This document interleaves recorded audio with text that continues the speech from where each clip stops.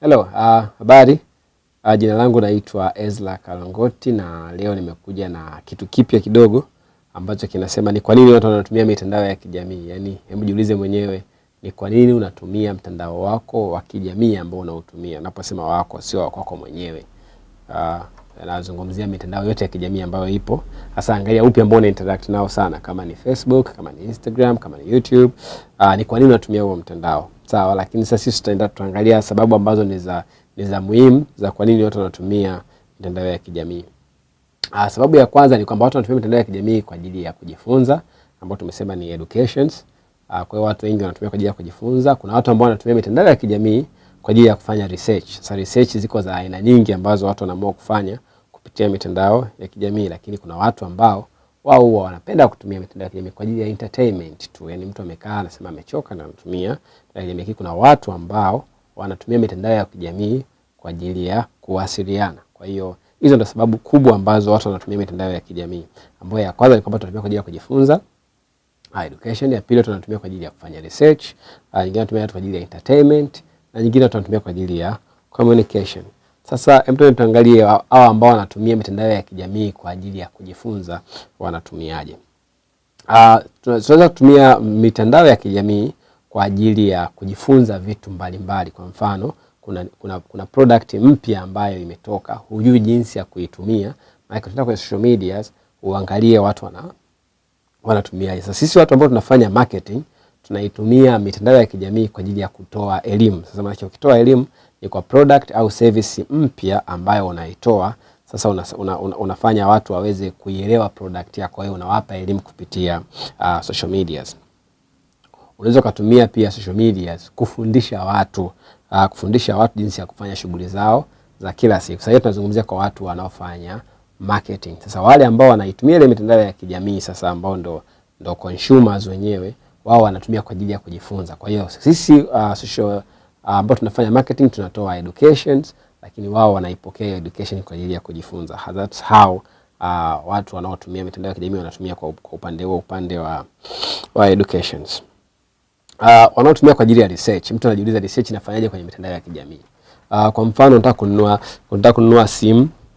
Ukitaka kununua simu, unataka kuangalia ni simu gani mpya kwa saizi na ina feature gani na ni watu gani ambao wanaitumia. Lazima uende kwenye mitandao ya kijamii. Kwa hiyo huwezi tu kusema unaenda dukani moja kwa moja kununua simu bila kuangalia features na kila kitu ambacho hicho kinapatikana kwenye mitandao ya kijamii. Kwa hiyo kuna watu ambao pia wanataka kununua product tofauti na simu, lazima wafanye research. Lakini pia kuna sisi ambao tunafanya marketing, una uwezo wa kufanya research pia kwenye social medias, kuangalia wenzako ambao ni competitors ambao mnafanya wote biashara, ukafanya research wao wanapost vipi vitu vyao, na huwa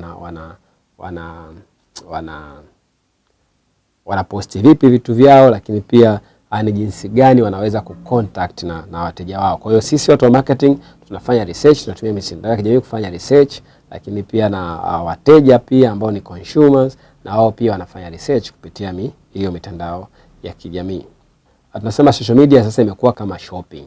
Yaani shopping maana yake unapita kuangalia bidhaa tofauti tofauti. Kwa unasema ukitaka kununua saa, unaingia kwenye duka la mtandaoni, unaangalia product ambayo unaichagua, unaweza kuchagua, unaweza kununua huko ukawasiliana na muuzaji akakufanyia delivery. Sasa that's how mitandao ya kijamii inavyofanya. Kwa hiyo hii maana yake inakuwa ni upande wa research. Sasa kuna wale watu ambao wanatumia kwa entertainment. Watu ambao wanatumia kwa entertainment, wao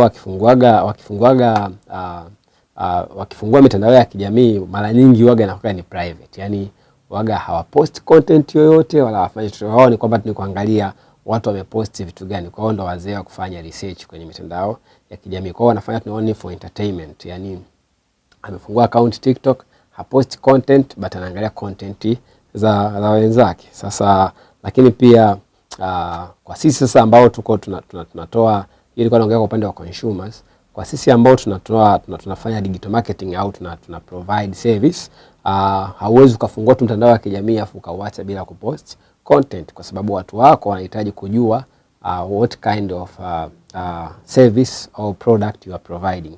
Sasa ukifungua tu mtandao wako wa kijamii na ukakaa bila kupost chochote na ukaendelea kuutumia kama sehemu entertainment, hapo lazima uchemke. Lakini pia kuna watu ambao wanatumia mitandao ya kijamii kwa ajili ya kucommunicate. Social medias, ukitaka ufanye vizuri kwa upande wa marketing, ni lazima uwe unasikiliza kabla hujaongea. Yani fanya research ya watu wanapenda vitu gani, ndivyo uanze kuprovide. Usianze kuprovide kabla ya kujua watu wako wanapenda kitu gani. Ndio maana tukasema inasema listen before talking, yani sikiliza kwanza wenzako wanataka nini, ndipo wewe uje uongee. Kwa hiyo kila mtu anatumia mtandao wa kijamii kwa jinsi anavyotaka yeye, kwa jinsi anavyoona yeye kwake inamfaa. Lakini sisi watu wa marketing ndio tu tunaangalia sana kwa nini tunatumia hiyo mitandao ya kijamii kwa ajili ya kuprovide hiyo services zetu au product zetu. Kwa hiyo we need to be very assured with social medias ambazo tunataka kuzitumia, ili kuhakikisha kwamba our target audience ipo eneo ambayo tunaitaka na sio tu kupost ili mradi kupost. Asanteni kwa leo, tuonane Ijumaa ijayo.